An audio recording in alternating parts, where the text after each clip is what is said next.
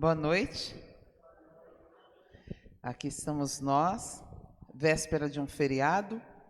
Muitos estarão folgando nesta quinta. Alguns emendarão e outros na sexta-feira, firme e forte ali no trabalho, né? Principalmente a gente que trabalha em comércio, é assim que funciona. Então a gente folga um dia, no outro está lá. Mas louvado seja Deus, que você tenha, nessa quinta-feira, a oportunidade de fazer dela um dia diferente. Eu vou estar passando aí, alguns devem ter visto lá no grupo um áudio da Nilda, e o Zezinho estava falando com ele agora.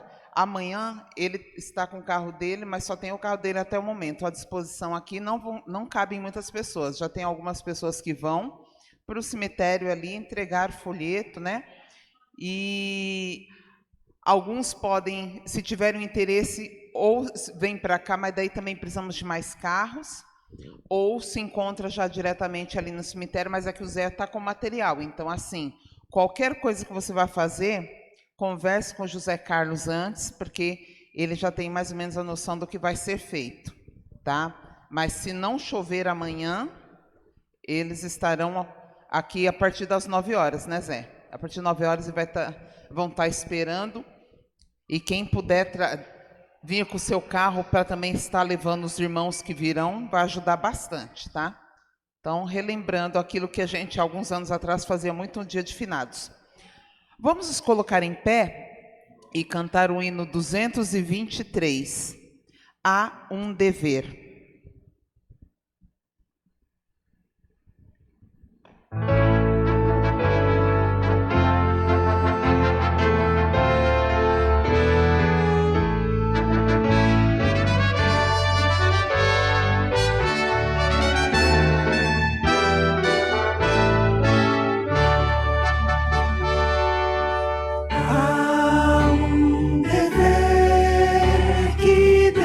Nos confiou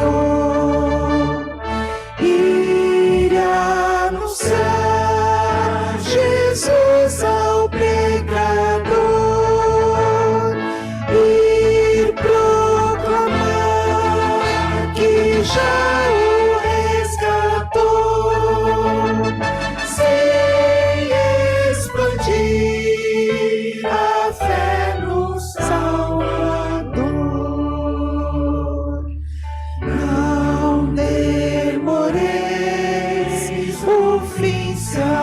Aproximou, já abriu o céu, louvor da redenção ao infeliz que o mal escravizou. Ai de já livrar da perdição. Deus nos chamou a fim de trabalhar. Sim, é Jesus o nosso capitão. Graça e perdão que fez anunciar. Quem for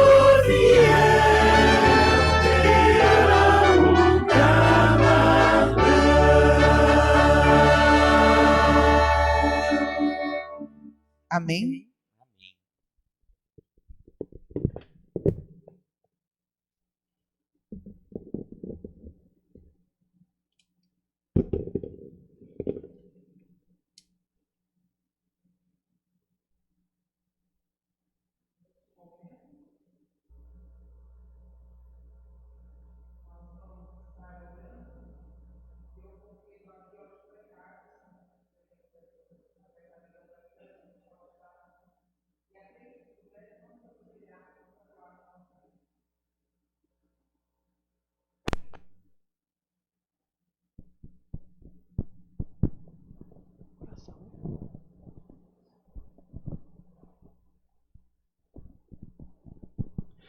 Santo e amado Deus, Criador dos céus e da terra, queremos, Senhor, te agradecer por mais um dia que o Senhor nos desse de vida, saúde, proteção, e porque cuidou de nós durante o dia. Aqui nós estamos mais uma vez para te agradecer pelas bênçãos recebidas. E também pedimos, porventura, Senhor, temos pecado errado em algum momento da nossa vida hoje, em alguma coisa. O Senhor nos perdoe e nos faça, Senhor, vencedores através da tua graça. Nos conceda condições para que possamos vencer as dificuldades que cada um de nós ainda temos e que não vencemos. Sem a tua ajuda, sem o teu poder. Sabemos que em ti podemos todas as coisas. Que o Senhor também venha abençoar as mensagens desta noite, que possamos ouvi-la, elas possam falar ao nosso coração. E também abençoar aqueles que estão nos seus lares, que não puderam vir por algum motivo, que também recebam a graça do Senhor e que o Espírito Santo esteja velando por eles. Seja com os doentes, necessitados dessa igreja, em todos os lugares. Nós pedimos essas bênçãos e te agradecemos em nome de Jesus. Amém.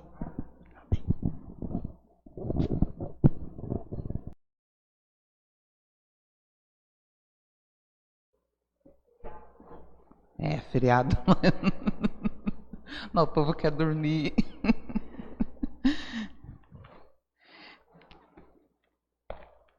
Mais uma vez estamos nós aqui, pensando nesses dias que nós estamos vivendo,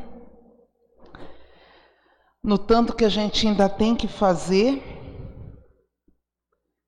e como o Carlos colocou ali, homens e mulheres desmaiando de terror, mas também ao mesmo tempo nós encontramos pessoas blasfemando.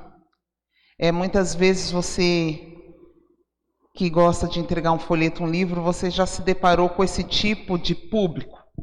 Você vai entregar algo sério e a pessoa zomba de você, não quer, e às vezes faz algum comentário. Você já deve ter ouvido muita coisa, e isso é só o começo, porque a gente vai ouvir e ver coisas piores, né? Mas nada como ouvir a voz de Deus. E Ele quer falar a nós essa noite. Então abra o seu livro, a sua Bíblia, no livro de Atos, capítulo 16. Você deixa aberto nesse capítulo, porque é dali que nós tiraremos alguns aprendizados essa noite. Atos 16. Nós vamos ler em 4 partes, tá? Então, por isso que eu falei, você deixa aí. A primeira parte, nós vamos ler do verso 9 até o verso 15. Atos 16, do verso 9 ao 15. Esse capítulo vai ser dividido em 4 etapas. Primeira etapa, verso 9. À noite sobreveio a Paulo uma visão, na qual um varão macedônio estava em pé e rogava, dizendo: passa a Macedônia e ajuda-nos.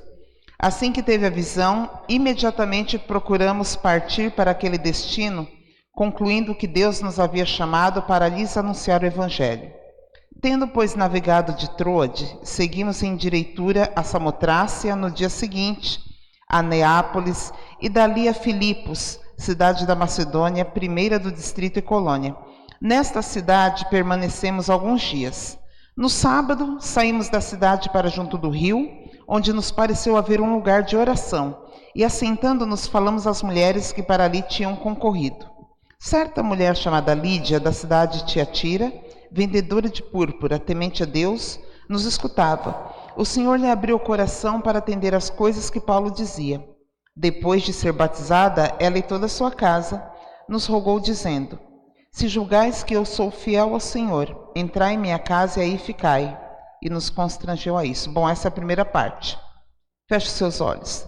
Querido Pai, nós começamos aqui neste capítulo de Atos e vamos ver um pouco das histórias que Paulo passou, viveu neste mundo. E que delas a gente possa tirar muitas lições para nós. Que o Senhor use este capítulo para falar ao teu povo que aqui está, em nome e por amor de Jesus. Amém. O autor do livro de Atos, aquele que foi encarregado de relatar esse livro, E esse livro ele é colocado como sendo de autoria de Lucas, o médico. Ele relata algumas experiências que foram vividas pelos apóstolos, né? Desde ali o começo, quando eles receberam o Espírito Santo, e depois de maneiras separadas, porque Paulo entra em cena, assumindo a posição de Estevão, agora Paulo entra em cena, e ele começa então a fazer as viagens. Enquanto os outros discípulos estavam encarregados ou preferiam mais estar falando a um público judeu, Paulo ele foi chamado por Deus, pelo próprio Senhor Jesus Cristo, para ser o apóstolo dos gentios. E então ele começou a percorrer. E como a gente vê aqui, ele tem uma visão à noite. E naquela visão ele ouve um pedido de socorro. E então ele começa a ir para aquele lugar para ver o que poderia ser feito por eles. Uma noite, quando Deus falou com Paulo através dessa visão, ele entendeu que a sua área de trabalho neste momento seria a Macedônia. E para lá ele foi se dirigindo. Ali em Macedônia, não era uma cidade qualquer, né? Era uma cidade que tinha todo tipo de classe de pessoas.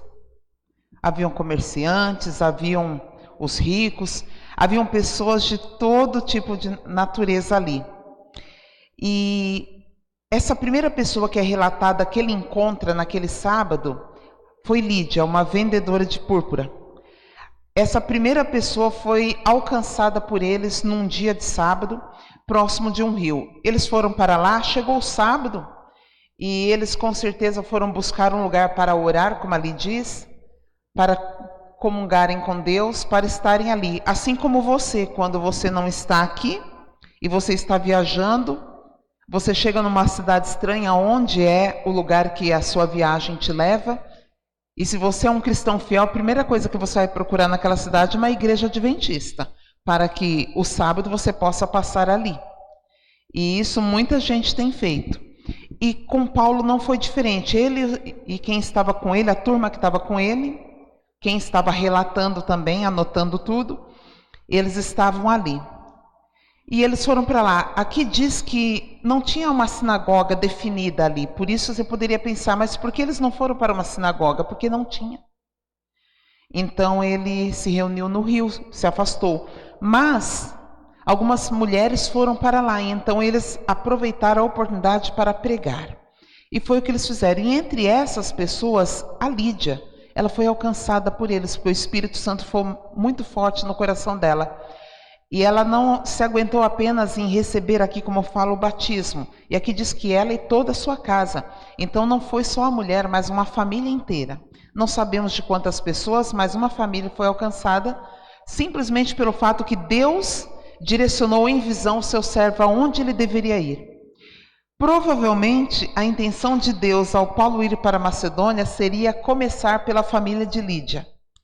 Como ali não havia uma sinagoga definida para eles, eles precisavam de um lugar para que as pessoas fossem se reunindo. E Deus foi abrindo o caminho de uma maneira tão maravilhosa que a conversão de Lídia foi seguida de agora um desprendimento. Ela abriu a sua casa para o que a gente chamaria de pequeno grupo. E ali as pessoas, não só eles ficaram ali, mas eles poderiam também fazer o trabalho ali. Porque com certeza ela não iria deixar a sua casa simplesmente para eles, mas ela iria querer que muitas pessoas viessem a conhecer o que havia alcançado ela, a mensagem, né? E ali diz que muitos judeus tinham esse costume de estarem orando no rio ali, por não ter essa sinagoga, ali na região de Filipos.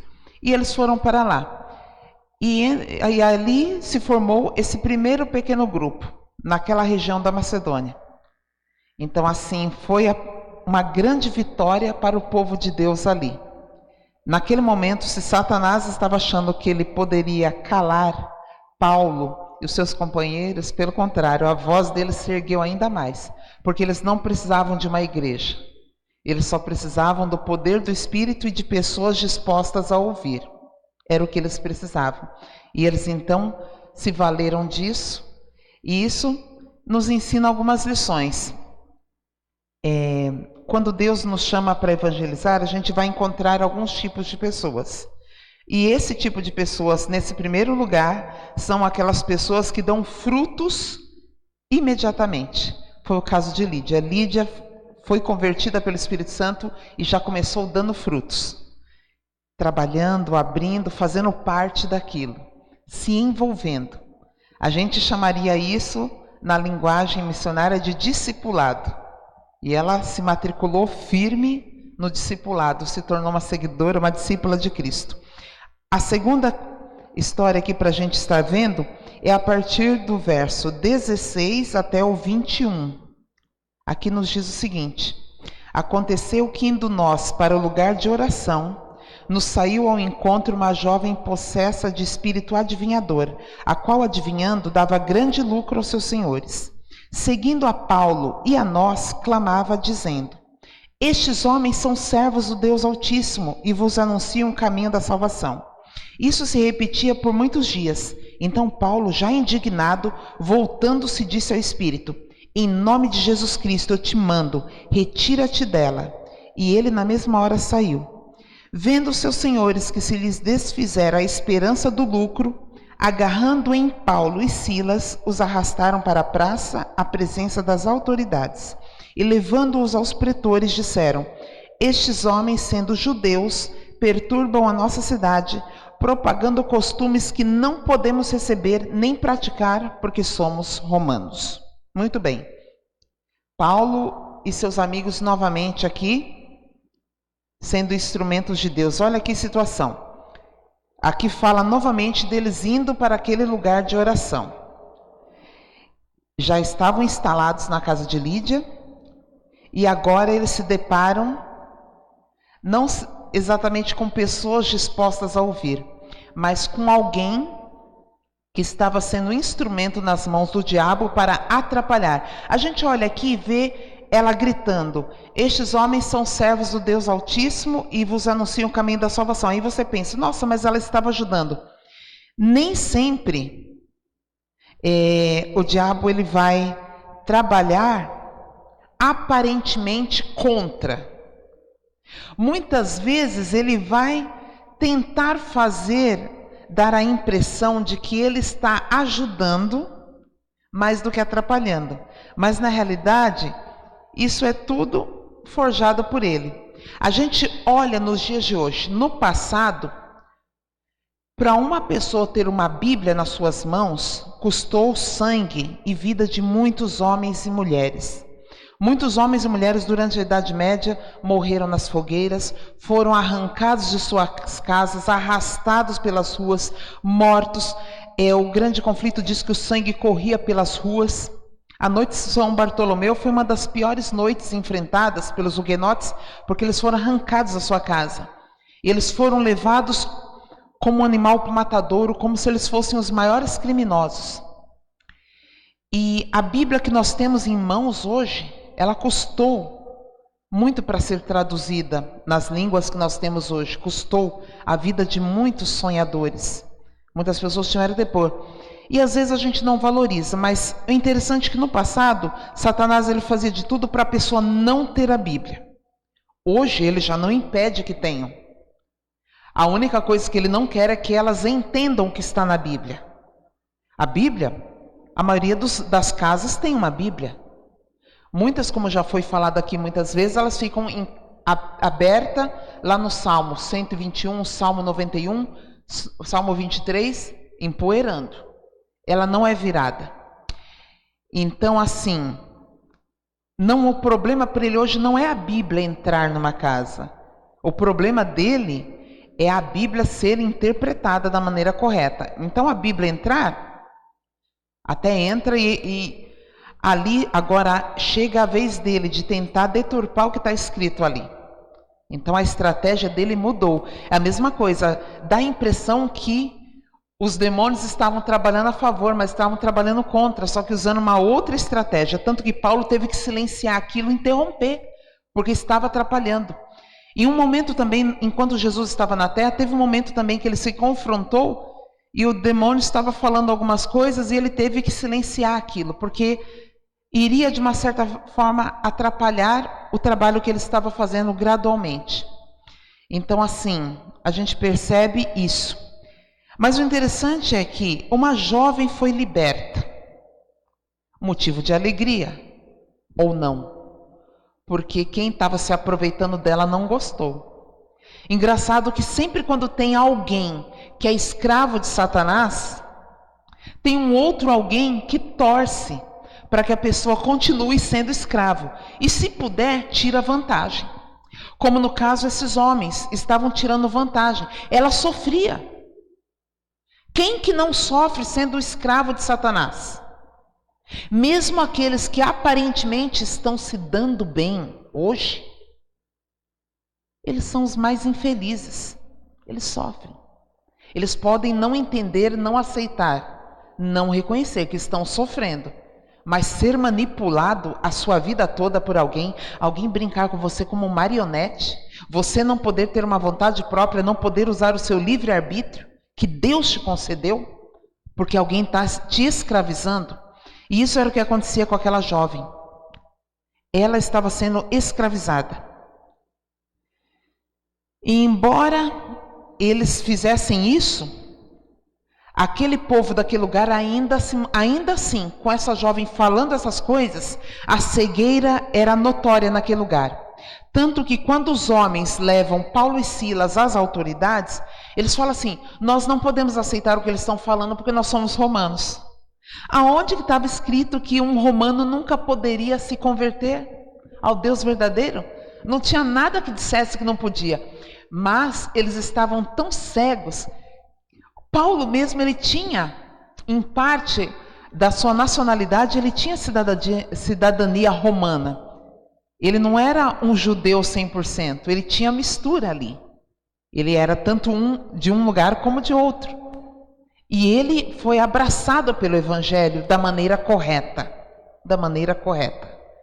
Então, assim, muitos romanos, como o centurião, lá nos dias de Cristo, o Cornélio nos dias de Pedro, eles eram romanos, mas eles abraçaram a oportunidade. Então, assim, aquilo que aqueles homens alegavam era usado pelo diabo. Eles achavam que aparentemente o diabo estava usando a mulher, mas na realidade estava usando a todos, principalmente os seus senhores, pela sua crueldade. Paulo pôs fim àquela situação. E ainda assim ele e Silas foram punidos com a ingratidão naquele lugar.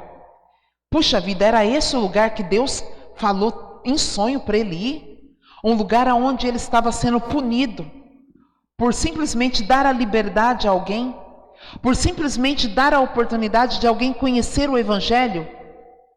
Será que ele entendeu bem o sonho que Deus havia dado para ele? Ele não havia distorcido? Essa dúvida poderia ficar na mente dele e na nossa, se estivéssemos vivendo algo assim. A cobiça e o amor ao dinheiro motivaram as acusações daqueles homens, porque agora eles não teriam como ganhar dinheiro. E esses dois, então, foram presos ali. A gente percebe que no momento quando tudo isso aconteceu, a intenção de Satanás era que os dois fossem presos. Ele entendia a importância de Paulo no exército de Deus. Eu me lembro, alguns anos atrás, o pastor Dário, ele estava num sábado aqui fazendo a lição geral, e eu me lembro que ele estava mais ou menos nessa posição, em pé, nessa parte ali. Ainda não havia esse espaço, os bancos eram encostados, ele estava num dos bancos, da metade para o final. E ele, aquele dia a lição falava sobre Paulo, e ele disse assim: Paulo, ele era tão eficaz, tão capacitado no que ele fazia, que não era só Deus que queria os serviços de Paulo. O diabo também queria. O diabo não queria que Paulo se convertesse ao Deus verdadeiro da maneira correta. Ele queria continuar usando Saulo, porque ele via todas aquelas aptidões que aquele homem tinha. O empenho que ele tinha, mesmo quando ele perseguia pessoas. Ele ia com tudo. Quando ele acreditava numa ideia, ele ia com tudo, ele investia e ia a fundo. Então imagine uma arma dessa nas mãos erradas, na mão do inimigo? Dá para imaginar? Tem muitos por aí que Satanás olha e está feliz porque a pessoa não está com Deus, mas ele olha assim e pensa, não posso usar, não serve para nada. Tem muitos pesos mortos, infelizmente. Porque a pessoa não se decidiu por Deus para ser transformada por Ele. E o inimigo, além de mantê-la prisioneira, ainda faz pouco caso dela. E ela muitas vezes acha que está arrasando. Não está. Não está. Ela está tão cega quanto esses homens aqui estavam, sendo usada pelo diabo. E aí a gente pega essa segunda parte aqui.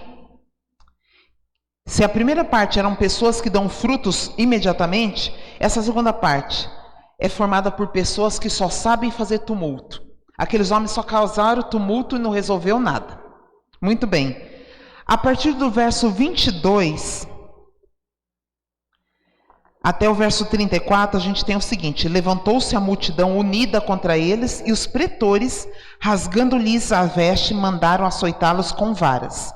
E depois de lhes darem muitos açoites, os lançaram no cárcere, ordenando ao carcereiro que os guardasse com toda a segurança.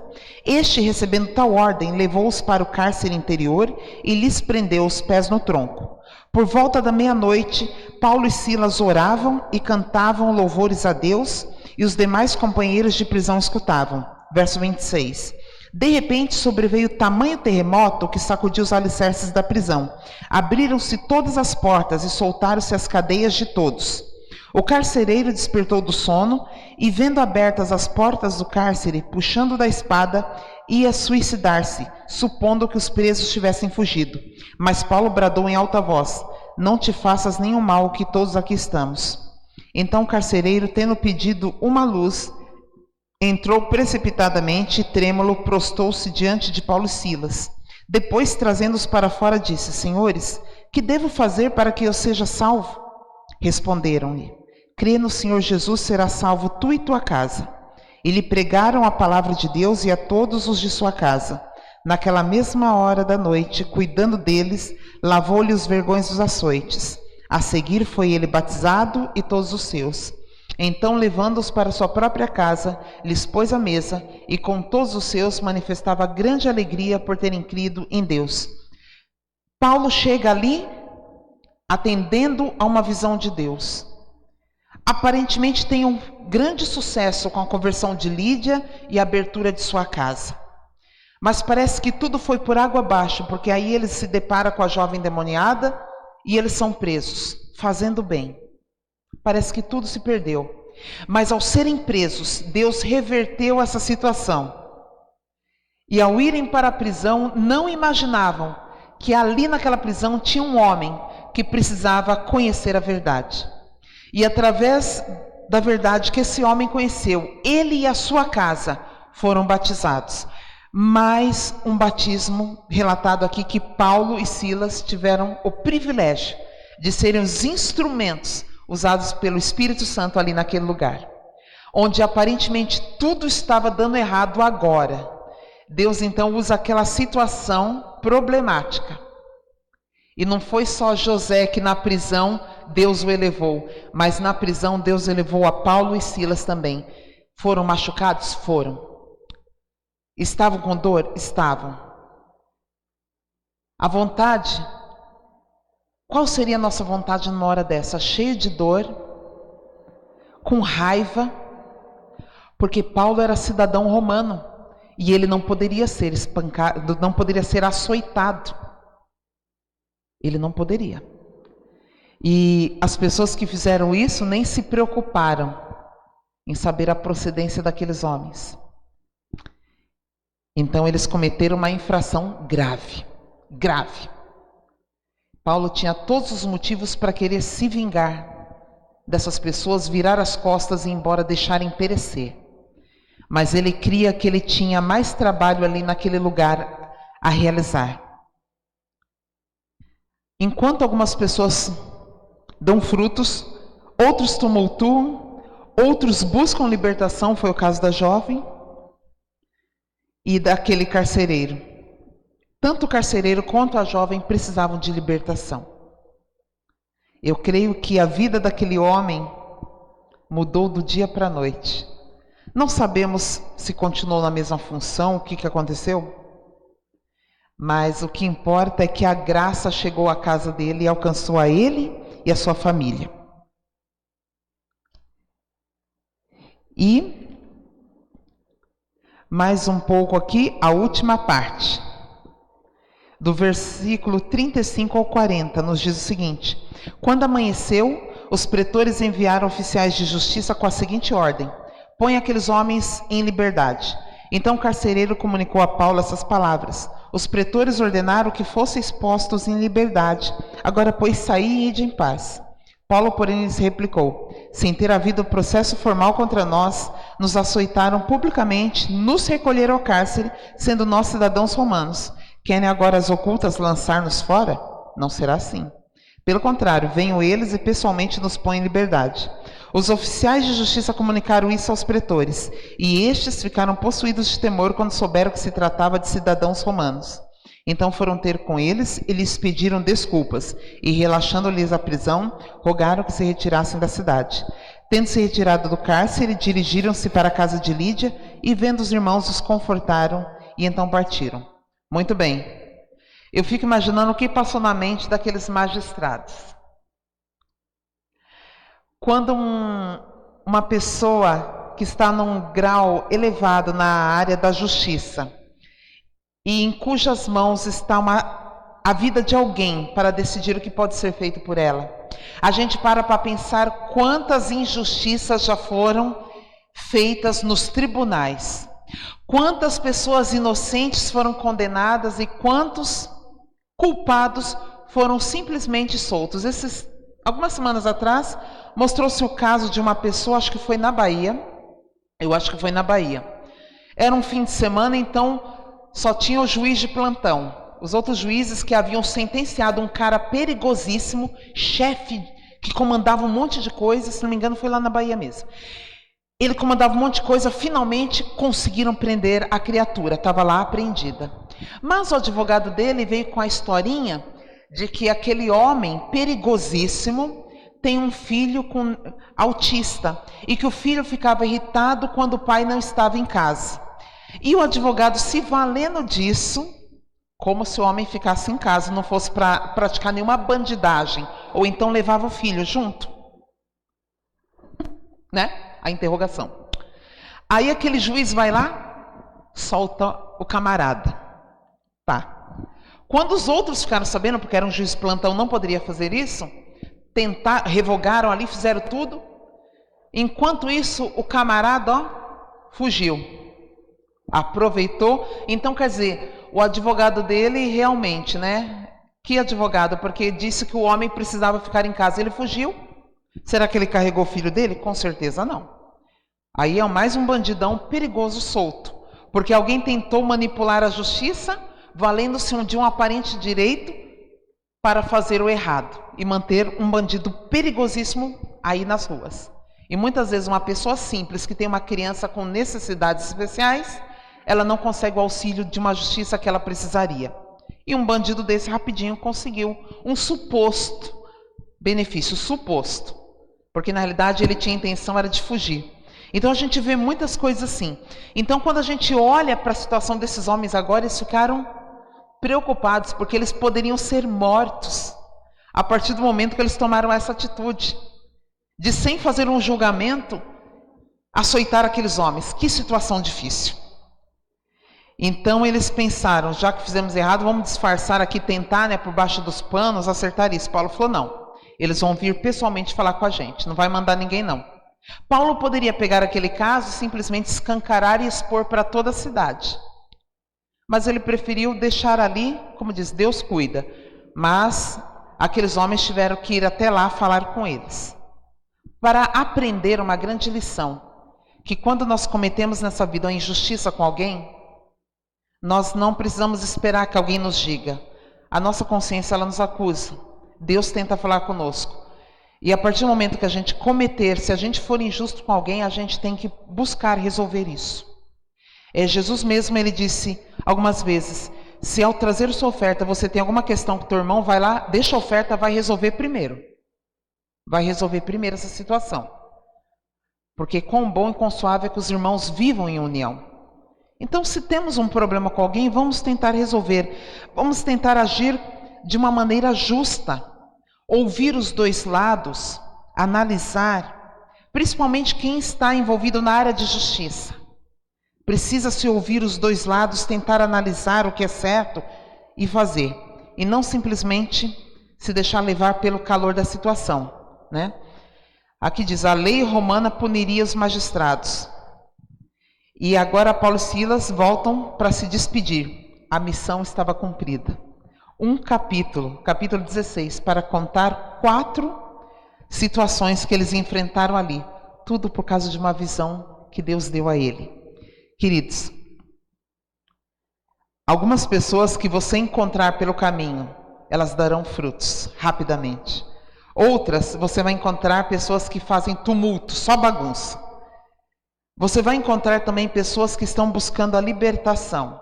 E você pode ser instrumento de Deus para isso. E vai encontrar pessoas que só querem se livrar dos mensageiros. Aqueles homens queriam se livrar logo do problema, porque senão a situação para eles ia ficar pior quando as autoridades romanas soubessem o que eles haviam feito. Quando Deus te chamar, o que você dirá para Ele? Que você possa levar com você a mensagem deste capítulo e conversar muito com Deus, aquela conversa séria que só você e Ele podem ter. E que Deus abençoe a cada um de nós. Continue nos abençoando em nome de Jesus, amém? Rafa, coloca para nós aí, mensageiro. Vamos encerrar com este louvor. Mensageiro.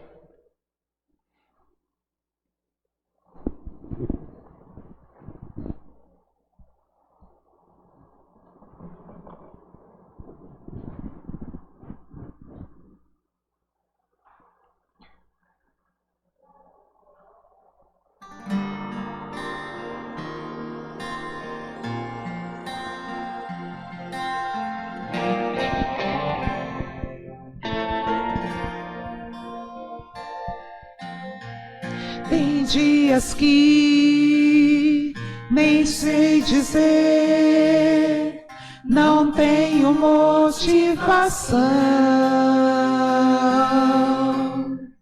Eu sinto em mim uma dor sem fim, não sei dizer a razão. Consigo ainda, Jesus, buscar, os meus joelhos dobrar e orar, perante Deus me inclinar, chorar e abrir o meu coração,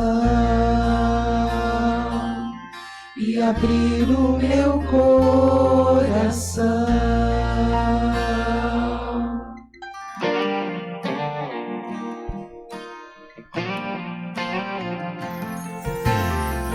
Já posso ver o sol brilhar, o vento a paz vem soprar. Sem hesitar, irei sair, de meu Jesus vou falar. Sou mensageiro do Rei, Senhor, sou testemunha do seu amor. Ao mundo inteiro vou proclamar que Jesus vai aqui voltar, que Jesus vai aqui voltar. Sou mensageiro do Rei, Senhor, sou testemunha do seu amor. Ao mundo inteiro vou proclamar que Jesus vai aqui voltar. vai aqui voltar.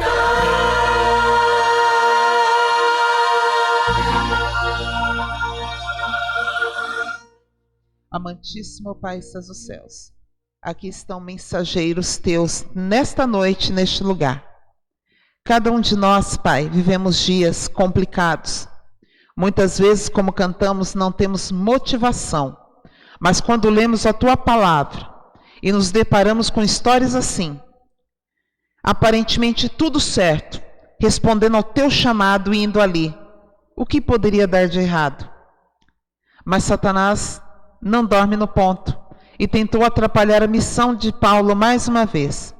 Mas o Senhor interveio e da maldição aparentemente fez com que uma bênção ressurgisse na vida de algumas pessoas ali que precisavam ser libertas do mal.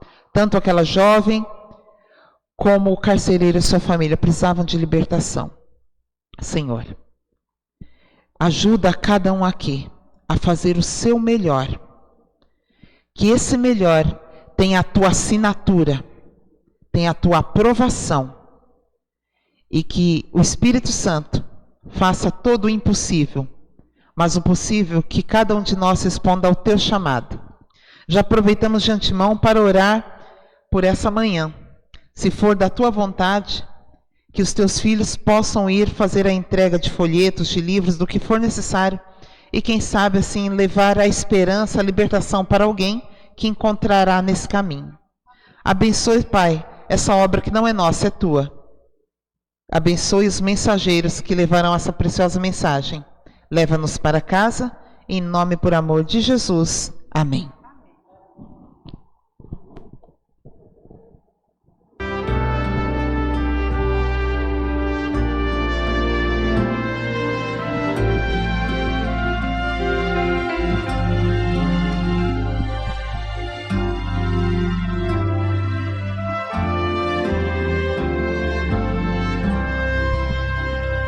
Que Deus te abençoe,